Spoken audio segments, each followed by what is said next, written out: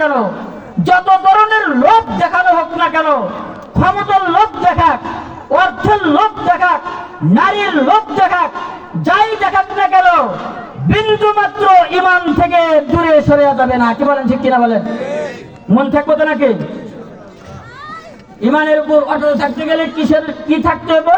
মান আলাইহি ওয়া আসহাবি, আল্লাহ রাসূলের আদর্শ আর সাহাবাদের আদর্শের উপরে থাকতে হবে। এই জিনিসটা এখন সংক্ষিপ্ত আকারে আপনাদেরকে বলি। আল্লাহ রাসূলের আদর্শ কি, এইটা বর্ণনা করতে গেলে প্রায় অনেক দীর্ঘ আলোচনা। সাহাবাদের আদর্শ কি বর্ণনা করতে গেলে 1 মাস 2 মাসেও শেষ হবে না। জুমার নামাজে পড়াই, জুমার নামাজে আলোচনা করি, একটা আলোচনা ধরলে 7-8 জুমা চলে যায়, তাও শেষ হয় না। ওই কথা কি এখন বলা সম্ভব না অল্প সময়ে। কিন্তু সহজ একটা কথা বলতেছি আপনাদেরকে, আপনারা 72 দলে থাকবেন না এক দলে থাকবেন? এক দলে থাকার জন্য শর্ত কি? আল্লাহ রাসূলের আদর্শ আর সাহাবাদের আদর্শের উপরে থাকতে হবে। আপনি আল্লাহ রাসূলের আদর্শে আছেন, আপনি সাহাবাদের আদর্শ আছেন, এই জিনিসটা আপনি বুঝবেন না। আপনাকে অবশ্যই কোন একজন হক্কানি আলেমকে অনুসরণ করতে হবে। কাকে বলেন? কথা বলেন, কাকে অনুসরণ করতে হইব? হক্কানি আলেমকে। আপনি তো পারবেন না, এত সহজ না তো, বিশাল আলোচনা। হক্কানি আলেম অনুসরণ করতে হবে, কিন্তু সমস্যা দেখা দিছে এক জায়গা। আলেমদেরকে যে আমি অনুসরণ করবো, আলেমদের মধ্যেও তো দলের অভাব নাই। ইসলামী দল, খিলাফত মজলিস, বাংলাদেশ খিলাফত মজলিস, হিফাজতে ইসলাম, দলের অভাব আছে নাকি? কিন্তু আল্লাহ রাসূলের কথা কি ছিল? খিলাফত মজলিসও জান্নাতে যাবে, রাসূল বলে নাই। ইসলামী আন্দোলন জান্নাতে যাবে, রাসূল বলে নাই। জামাতে ইসলাম জান্নাতে যাবে, রাসূল বলে নাই। হিফাজতে ইসলাম জান্নাতে যাবে, রাসূল বলে নাই। কি বলছে? একমাত্র দল জান্নাতে যাবে তারা হলো যারা আমার আদর্শে থাকবে, যারা রাসূলের আদর্শে থাকবে। এদের এক কথায় আহলুস সুন্নাহ ওয়াল জামাতের অন্তর্ভুক্ত থাকবে। এক নম্বর কি বলেন? আহলুস সুন্নাহ ওয়াল জামাতের অন্তর্ভুক্ত থাকবে। আহলুস সুন্নাহ ওয়াল জামাতের অন্তর্ভুক্ত থাকবেন, আপনার জন্য তো কঠিন হয়ে যাবে। কোন এক ইমামের, কোন এক আলেমের পরামর্শ নিয়ে আপনাকে চলতে হবে। আলেমদের মধ্যে অনেক সমস্যা আছে। আল্লাহ রাসূল হাদিসের মধ্যে বলেন, খায়রুন নাসি খায়রুল উলামা, শাররুন নাসি শাররুল উলামা। সর্বশ্রেষ্ঠ মানুষ আলেম, সর্বনিকৃষ্ট মানুষ আলেম। নিকৃষ্ট দিক দিয়েও কারা কন? আলেম। আবার সর্বশ্রেষ্ঠ মানুষ কারা কন? আলেম।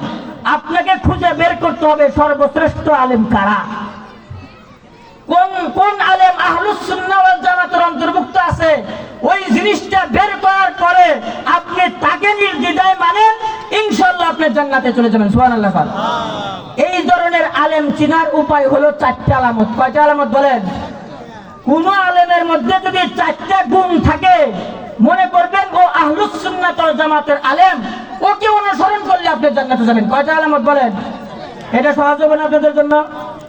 4টা গুণ থাকলে সে জান্নাত, সে আহলুস সুন্নাহ ওয়াল জামাতের অন্তর্ভুক্ত। 1 নম্বর গুণ হলো আহলুস সুন্নাহ ওয়াল জামাতের 1 নম্বর গুণ হলো তারা কোন নবী রাসূলের সমালোচনা করবে না। 1 নম্বর কি বলেন? 1 নম্বর গুণ, নবী রাসূলের সমালোচনা করবে না।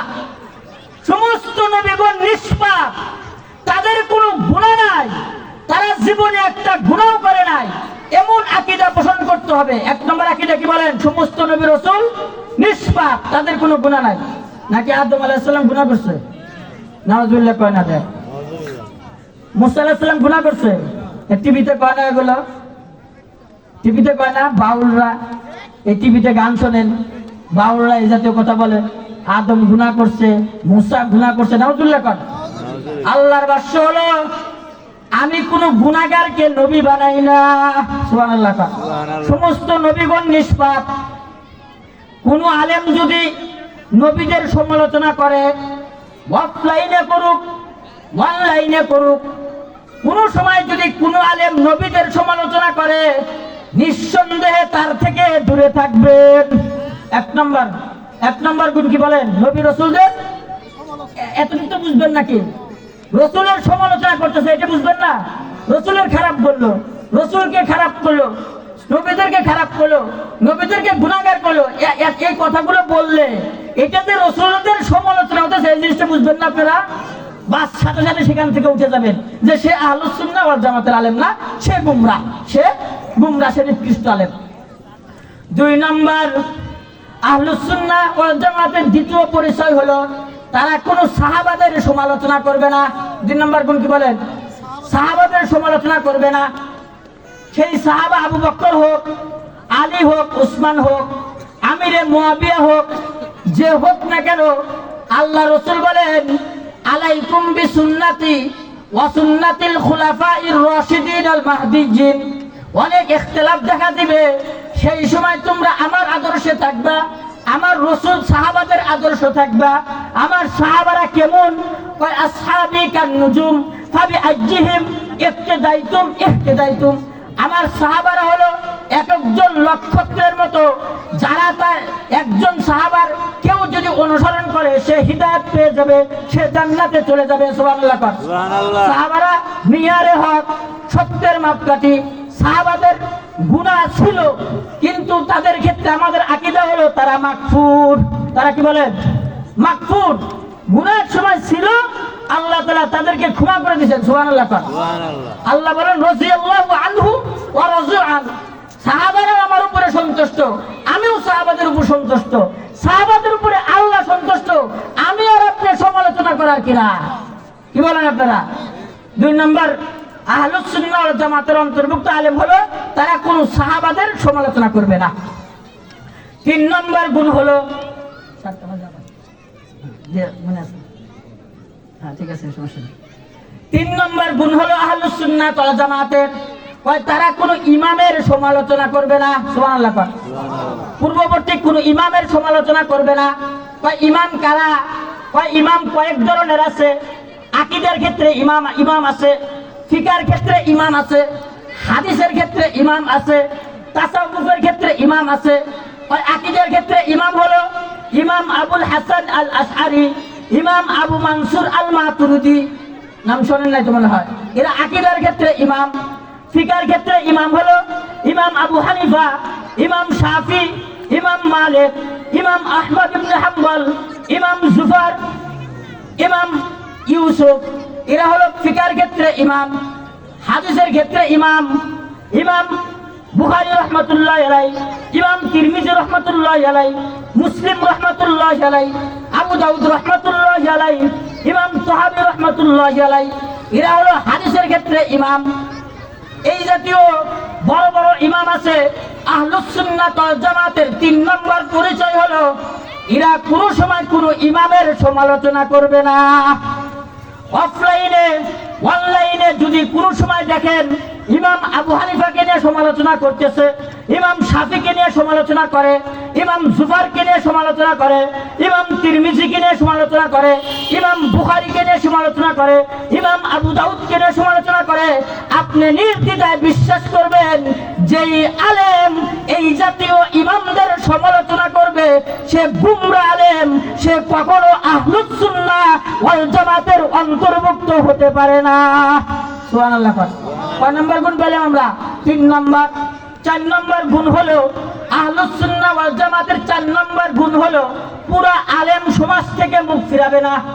পুরা আলেম সমাজ থেকে মুখ ফিরাবে না। আগে বেশি ব্যক্তিগত আলেম খারাপ হতে পারে, ব্যক্তিগত আলেম চুরি করতে পারে, চুরি যদি আলেম করে সে চোর, ডাকাতি যদি আলেম করে সে ডাকাত, জিনা যদি আলেম করে সে জিনাখোর, তার জন্য নির্ধারিত শাস্তি আছে। কিন্তু 1-2 জন আলেমের জন্য পুরা আলেম থেকে মুখ সরায় নেওয়া, আলেমরা গুনাহগার, আলেমরা কিছুই বোঝে না, আলেমরা জাতির বোঝা, আলেমরা সমাজের বোঝা, এই জাতীয় কথা বলে বলে সব আলেম থেকে মুখ সরায় নেয়। মুহাদ্দিসিনে কিরাম, মুফাসসিরিনে কিরামগণ বলেন যারা পুরা আলেম থেকে মুখ সরায় নেবে নিঃসন্দেহে সে গুমরাহ। কারণ আল্লাহর রাসূল আলেমদের ক্ষেত্রে ভবিষ্যৎবাণী করে গেছেন। আল্লাহর রাসূল বলেন আমার মৃত্যুর পর আমার ওয়ারিস, আমার অর্থগুলো আমার ওয়ারিস না, মিরাস হবে না। আমার একমাত্র ওয়ারিস হলো আলেমগণ। আল্লাহর রাসূলের একমাত্র উত্তরাধিকারী হলো আলেমগণ। এই আলেম থেকে কখনো সব আলেম থেকে মুখ ফিরিয়ে নেওয়া, নিঃসন্দেহে সে গুনাহগার, নিঃসন্দেহে সে গুমরাহ, সে কখনো আহলুস সুন্নাহ ওয়াল জামাতের অন্তর্ভুক্ত হতে পারে না। এই হলো 4টা গুণ। যদি আপনাদের সামনে কোনো নবী রাসূলের সমালোচনা করে, বাস তাকে মানবেন না। মন থাকবে তো নাকি? যদি কোনো সাহাবাদের সমালোচনা করে, কি করবেন? কন তাকে মানবেন না, ওখান থেকে উঠে যাবেন যে তুমি বাদ। 3 নম্বর, কোনো ইমামের সমালোচনা করে তাকে মানবেন না। 4 নম্বর, কোনো আলেম না, সব আলেম থেকে মুখ সরা নিছে তাকে মানবেন না। এই কথাগুলো মনে থাকবে তো নাকি? একটা খুশির সংবাদ দিয়ে আপনাদেরকে শেষ করতেছে এখন। এই যে শুনলেন 72 দল জাহান্নামে, 1 দল জান্নাতি, টেনশন, তাহলে কারা জান্নাতে যাইব? একটা খুশির সংবাদ দিয়ে আপনাদেরকে, কারা জান্নাতে যাইব? বিশ্ব নবীর কাছে একবার রাসূল জিবরাইল এসে বলতেছে, ও নবী, আপনার উম্মতের মধ্যে 70,000 উম্মত বিনা হিসাবে জান্নাতে যাবে। সুবহানাল্লাহ। আপনারা তো সুবহানাল্লাহ কইছেন, সাহাবারা কান্নাকাটি করছে, আমরাই তো 1.5 লক্ষ, 70,000 জান্নাতে যাবে, আর কি অবস্থা হবে? 70,000 জান্নাতে বিনা হিসাবে গেলে আমরা যদি হিসাব দিয়ে জান্নাতে যাইতে চাই, আমাদের কোনো উপায় থাকবে? সাহাবারা কান্না শুরু করছে। ওমর ফারুক বলছে, ও নবী, এটা মানেন না, এটা মানেন না। এইবার জিবরাইলকে বলছে, ও জিবরাইল, না, এত কমে আমি তো রাজি না, যাও আল্লাহর কাছে যাও। আল্লাহর কাছে জিবরাইল গেছে, জিবরাইল যাও সব কিছু বলছে। আল্লাহ তাআলা বলেন, আমি তো 70 বলছি, এইটা তো আর ফিরাইতে পারবো না, যাও বিশ্ব নবীকে গিয়ে বলো আমি 70 বলছি, সেটাও ঠিক থাকলো, বাকি প্রত্যেক 70-এর প্রত্যেকটা এককের সাথে আবার 70,000 করে জান্নাতে যাবে। সুবহানাল্লাহ। 70,000 গুণ 70,000, 490 কোটি লক্ষ, 490 কোটি। কত বলেন? 70,000 গুণ 70,000 সমান সমান 490 কোটি। সুবহানাল্লাহ। সুবহানাল্লাহ। 490 কোটি লোক বিনা হিসেবে জান্নাতে যাবে। শর্ত কি? আহলুস সুন্নাহ ওয়াল জামাতের অন্তর্ভুক্ত থাকতে হবে। মন থাকবে তো নাকি? আহলুস সুন্নাহ ওয়াল জামাতের অন্তর্ভুক্ত কিভাবে থাকবেন, এই 4টি আলামত বলে দিয়ে গেলাম। আল্লাহ আপনাদেরকে, আমাদেরকে সবাইকে সঠিক আহলুস সুন্নাহ ওয়াল জামাতের অন্তর্ভুক্ত থাকার তৌফিক দান করুন। সকলেই বলে আমিন। ওয়া আখিরু দাওয়ানা আলহামদুলিল্লাহি রাব্বিল আলামিন। এই এখন আযান হবে, আযানের পরে নামাজ হবে।